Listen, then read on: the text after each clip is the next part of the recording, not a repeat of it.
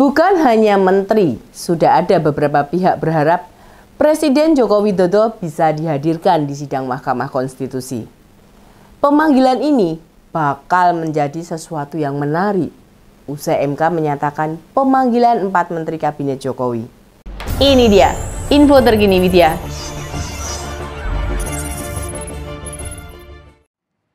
Kalau dari sisi kebermanfaatan sangat bermanfaat. Karena tidak-tidaknya dalam permohonan kami Pak Jokowi sering disebut. Sehingga kemudian kalau beliau bisa datang, dia bisa membela diri dalam proses ini.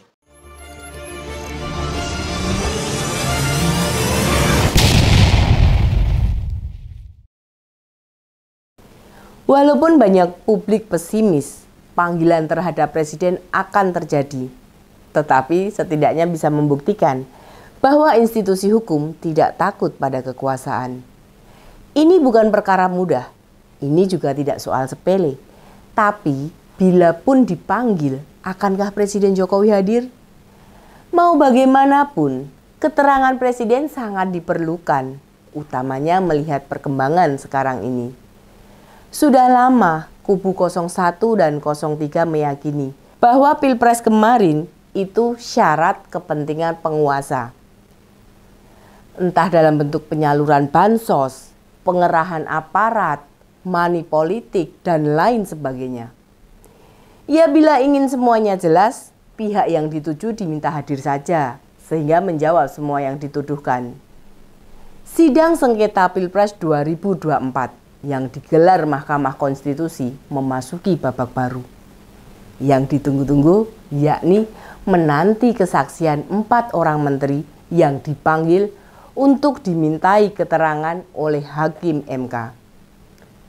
Pemanggilan 4 menteri Jokowi tergolong sebuah langkah berani dari MK. Karena secara tidak langsung berani melawan kekuasaan. Langkah ini bisa dimaknai merupakan upaya untuk membalas perlakuan Jokowi ke MK yang menghempaskan nama baik MK sampai ke titik terendah. Setidaknya tercermin dari keputusan MK nomor 90 yang meloloskan Gibran sebagai cawapres Prabowo. Meminta keterangan dari pembantu presiden, bahkan dari presiden langsung, bisa mematik jalan untuk mengupas apa yang sesungguhnya terjadi dalam Pilpres kemarin. Keterangan dari para pihak yang disebut memang tidak interpretatif, harus dikuak sendiri oleh para hakim MK. Kehadiran Jokowi dan 4 menterinya bakal jadi tonggak sejarah baru, baik di perjalanan politik bangsa maupun penegakan hukum. 4 menteri tersebut adalah Muhadjir Effendi, Menteri Koordinator Pembangunan Manusia dan Kebudayaan. Airlangga Hartarto, Menteri Koordinator Bidang Perekonomian. Ibu Sri Mulyani Indrawati, Menteri Keuangan. Ibu Tri Risma Harini, Menteri Sosial, dan satu lagi dari Dewan Kehormatan Penyelenggara Pemilu (DKPP). Rasa-rasanya MK yang versi ini di bawah kepemimpinan Suhartoyo memang beda, terasa menggigit dan ada harapan besar untuk bertindak adil dan memberikan keadilan bagi para penguat yakni Paslon 01 dan Paslon 03. Ya, jika Ketua MK masih Paman Usman, adik ipar Jokowi, maka sengketa Pilpres berasa akan sia-sia saja. Tidak ada harapan sama sekali. Apa yang bisa diharapkan dari seorang hakim MK yang sejak awal tidak bisa menjaga integritas dan hanya mementingkan keluarga iparnya? Maka di bawah Ketua Suhartoyo ini dan tidak adanya Usman dalam komposisi hakim MK, harapan mencari keadilan Pilpres tetap menyala, meskipun kecil. Sidang MK masih berjalan menarik, tidak membosankan seperti sidang sengketa Pilpres 2019 lalu yang banyak berkutat di angka-angka saja. Kali ini perdebatan argumentasi, fakta, dan data maupun bukti yang ditampilkan diungkapkan oleh tim kuasa hukum dan para saksi. Mereka juga mendatangkan para ahli yang berkompeten sesuai bidangnya. Jadi sidang terasa ada gregetnya, ada bobotnya, dan bila memberikan pelajaran penting soal berdemokrasi bagi bangsa kita. Dipanggilnya 4 menteri untuk dimintai keterangan, inilah yang ditunggu-tunggu. Pembantu presiden ini diharapkan akan membuka fakta dan informasi seputar kebijakan yang diambil presiden untuk mengamankan Prabowo Gibran menang Pilpres 1 putaran lewat bansos. 3 orang menteri minus Erlangga dikenal sebagai orang-orang berintegritas dan punya pendirian, tidak asal manut dan ngikut apa kata presiden.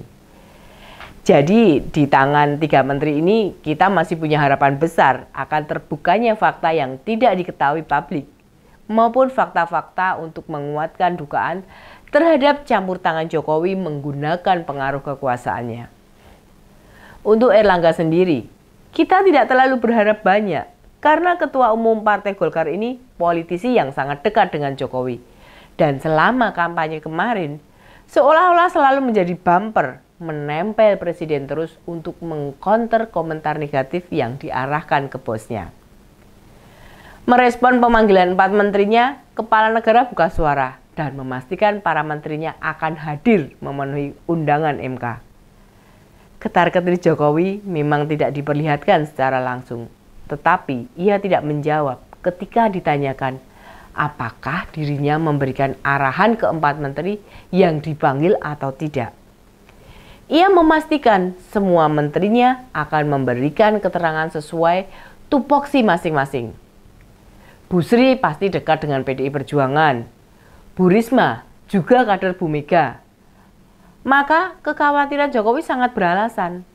Dengan upaya menskenario pemilu 1 putaran dengan pemenangan Prabowo Gibran, tentu saja menteri-menterinya banyak yang tahu atau setidaknya membaca gelagat.